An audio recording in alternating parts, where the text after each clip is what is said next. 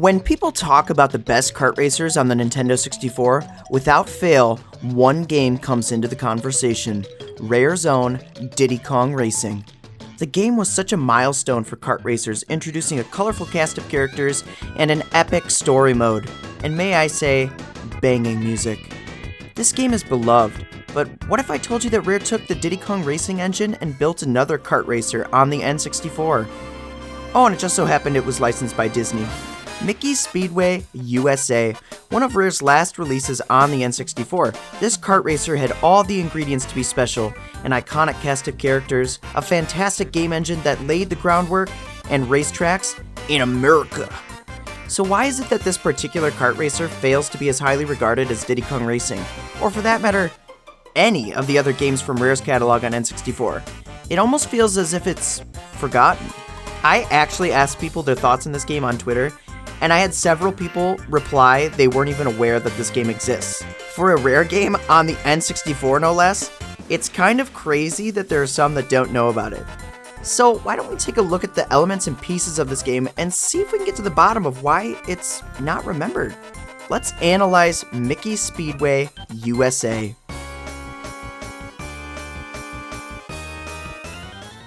So this wasn't actually Rare's first licensed Mickey Mouse racer.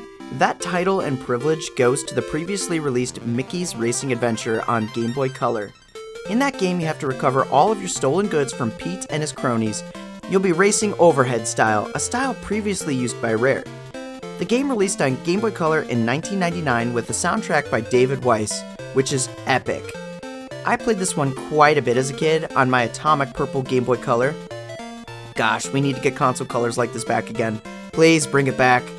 Now let's fast forward a bit and follow up this release with the sequel, Mickey Speedway USA, which follows a similar plot. This was released both on the Game Boy Color and Nintendo 64.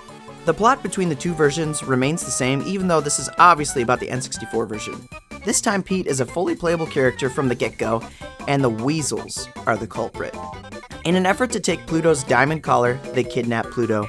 Mickey then summons all of his friends to help him rescue his dog, and Pete shows up because, yeah. So they chase the Weasels across America, racing each other along the way in an effort to become professional kart racers, since the Weasels evidently require us to become that for whatever reason. I don't know. Throughout the game, the Weasels will send us postcards showing us how great of a time they're all having with Pluto. How sweet. Professor Ludwig von Drake assists us with our vehicles along the way. A bit more on that later. There realistically is very little information on the actual development process for Mickey Speedway USA. It's actually a shame. I searched high and low and found very little. I can confirm it runs on the Diddy Kong Racing engine and takes some liberties on core game mechanics. But why don't we just talk about those game mechanics? Like you'd expect from a kart racer, the controls are fairly straightforward. A is accelerate, B is brake. Holding R does a drift, though this functions similarly to Diddy Kong Racing, it's definitely less forgiving. If you're trying to ride a curve, you may find it difficult not to spin out at first. Eventually, with practice, you understand the give and take of it. Z is for honking and using items. And speaking of items, collecting these barrels in the course with a question mark on them will give you a usable item per kart racer standards. Let's start with the tokens. Collecting these tokens will boost your max speed. Honestly, I hear conflicting information about how many tokens actually affect you. If it follows Diddy Kong Racing, getting 10 tokens will be the most effective, and everything after that doesn't really matter. Getting the item that actually gives you coins, it gives you 3. Well, these are also spread across the track. The Sprinter. This gives you a boost with flames coming out of your kart. Gotta go fast. The Shield Shell. This makes you invincible and go top speed. It basically is the power star of the game. The Paint Splotcher, which drops paint like an oil slick behind your car to make people slip and slide. It can be thrown forward as well, like a catapult. The Baseball Chucker. This throws a baseball forward, smashing your opponent if hit. You can also drop it behind you to lay it out like a trap. The Trace Chaser. This launches a remote control car that slams into a car in front of you. And I'll be honest, I find this one virtually useless. It never really locks on an opponent unless they're straight ahead. More often than not, it just goes straight into a wall. The Magno Flyer. This launches an airplane that homes in on an opponent and smashes them, like the Trace Chaser, but way more reliable. And then there's Stormy Weather. This slows down all the cars affected by it. That's every item. The game does offer cheat codes that are unlockable to change the look of some of these items. For example, the rainbow goo, which changes the green paint into a nice pinkish color. Kinda cool, you can adjust some of the looks of these. The only other additional mechanic is the zippers, which will boost you if you drive over them. And unlike Diddy Kong Racing, there's no additional boost if you let go of A or anything like that. It just does its thing driving over it. You'll want to hit these though. Moving forward, let's talk about the characters. Obviously, these are all Disney characters. From the beginning of the game, you can play as Mickey, Minnie, Donald, Daisy, Goofy, and Pete. Essentially, these introduce 3 types of character builds. You have the average build that has the same base stats for each category. Mickey and Donald make up this tier. These are the characters I would say make up more of the intermediate level of player. And then you have the light builds. Minnie and Daisy make up this tier, and they accelerate fast and can control very well, though their top speed leaves a lot to be desired. This would be great for a beginner player. And then finally, the heavy builds. This is Pete and Goofy. These guys may be harder to control and not accelerate very fast, but once they pick up speed, you bet your butt they'll be passing everyone. These characters are for the pro gamers, so naturally, I played as them the most. I particularly like Pete. I know his stats are identical to Goofy, but I preferred him. Then you have some unlockable characters, Huey, Dewey, Louie, and Professor Ludwig von Drake. They have slightly altered stats from the base characters. Huey being more average but with slightly less acceleration and a slightly higher top speed. Dewey having maxed acceleration with less top speed, and then Louie is considered to be the best. Though lightweight, his top speed is mid and his handling and acceleration are very high. Professor Ludwig von Drake maxes out on top speed and weight, but he has horrible acceleration and handling. They say he's best for time trials. I think it's very cool they lay out the statistics of each character and have different builds. This really offers a variety of character selection, and the fact it's listed, you can see specific stats and adjust to whatever feels right to you. Plus, the cast is classic Disney. I will say people who knew this game seem to get annoyed with the chatter of the characters in-game, which I'll admit happens a lot, but I didn't mind it personally. I like that it's all the classic voice actors like Jim Cumming. It wouldn't be a racing game if it didn't have racetracks, and this game certainly has racing tracks. 21 to be exact when it's all said and done. Like the name suggests, you travel across America, albeit in a path that makes absolutely zero sense. Sometimes you'll be in Florida, and then boom, you're headed to California. You're just kind of all over the place. Each set of tracks is set into a Grand Prix of 4, similar to Mario Kart. Traffic troubles consist of Indianapolis, San Francisco, New Mexico, and the Grand Canyon. Motorway Mania consists of Los Angeles, Alaska, Las Vegas, and Philadelphia. Freeway Phobia consists of Dakota, Seattle, New York City, and Chicago. Victory Vehicles is a Grand Prix you unlock after you get gold in all professional categories in the previous Grand Prix, and this includes the tracks Yellowstone, Washington, D.C., the Everglades, and Malibu.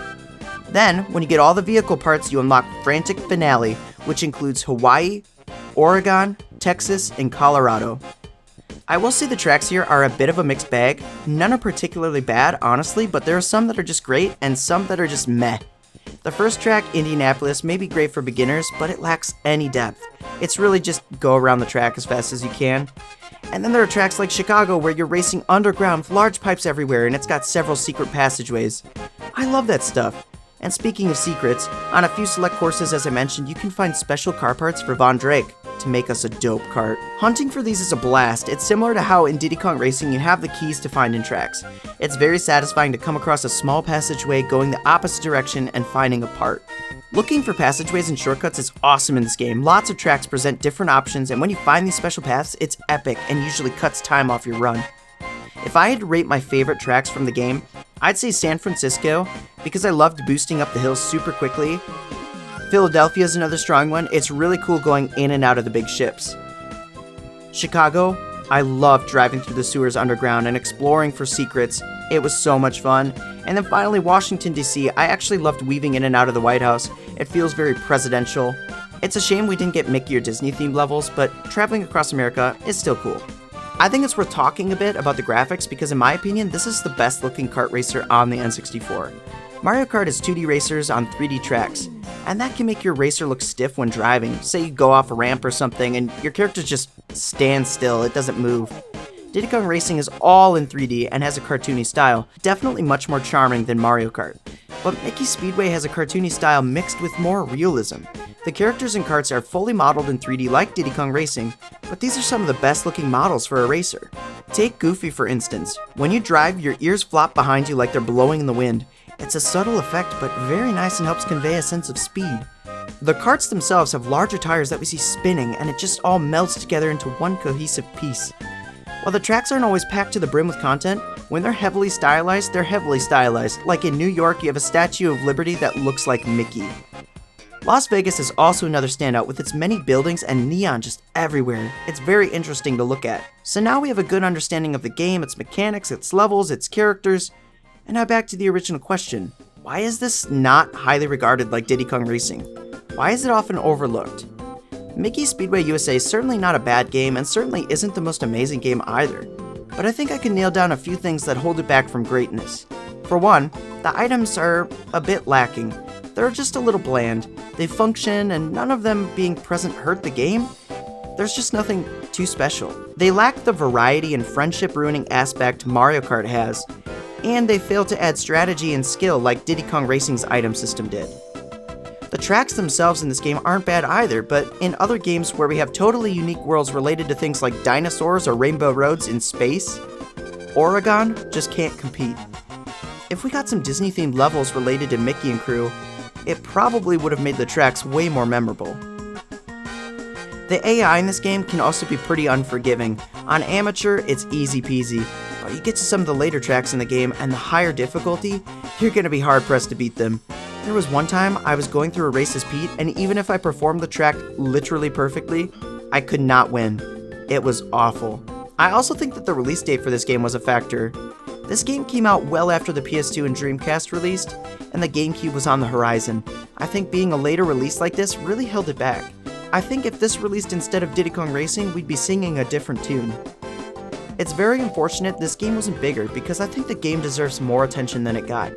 Gameplay-wise, I actually think this game needs a lot more credit than it gets.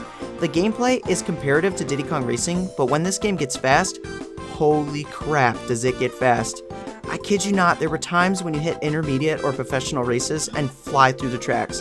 If you get really good, you can go so freaking fast. It's actually awesome, and this would certainly make multiplayer competitive. It kind of reminds me how I like Melee. Melee, it's hard to get into, it's hard to get your skill up, but once you do, the game is fast, and there's just not really anything like it in its same genre or even series. I've gotta say, this game is pretty solid. I would recommend you guys try it out, especially if you haven't played it before. While it's not necessarily one of Rare's standouts on the console, it still has a good caliber of quality to it. You can enjoy it in single player and certainly with friends. Oh, and did I mention the music is a bop? Don't forget about this kart racer. Mickey certainly won't forget about you. Well, that's all I have for you. I hope you'll drop a like in this video to help spread my content around, and subscribe if you haven't so you don't miss future uploads. Have you played this game? What are your thoughts? Let me know in the comments below. Until next time, have a good one. Jiggylookback!